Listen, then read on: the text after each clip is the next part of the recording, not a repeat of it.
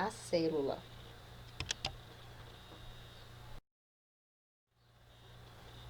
O que são células? São pequenas partes vivas que formam o nosso organismo.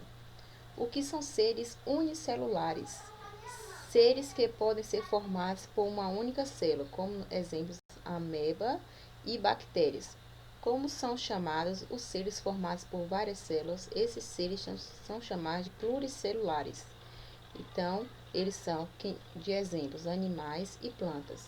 Como podemos classificar as células eucarióticas e células procarióticas? Aqui nós vimos algumas definições para iniciarmos o trabalho de células.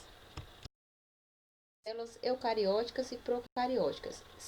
As células eucarióticas, elas são bem maiores que as procarióticas e apresentam uma estrutura mais organizada. Já as procarióticas, elas são mais simples. As células são formadas por três partes: o núcleo, membrana plasmática e citoplasma. No núcleo fica a parte responsável pela reprodução da célula.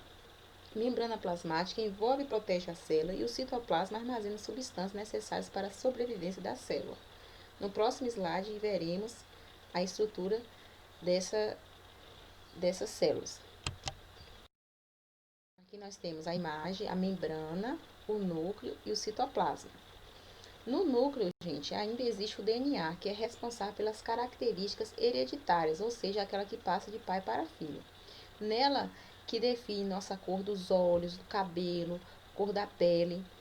E em nossas células, 50% do DNA é herdado do pai e 50% da mãe. Por isso, nós temos características dos nossos pais, né, dos nossos genitores.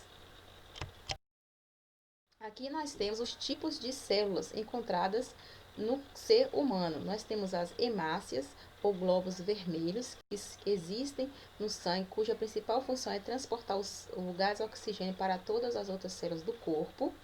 Nós temos os glóbulos brancos. Aqui na imagem nós vemos um globo branco atacando uma bactéria invasora. Então, a tarefa dela é defender o nosso organismo, né?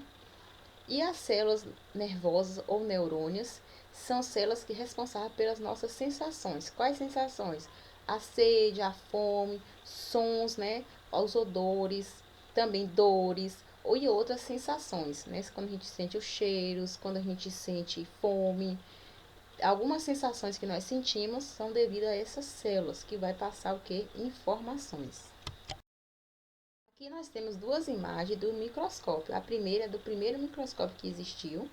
No livro de vocês também tem essa imagem. E a segunda é o microscópio moderno. Então, o que é um microscópio, né?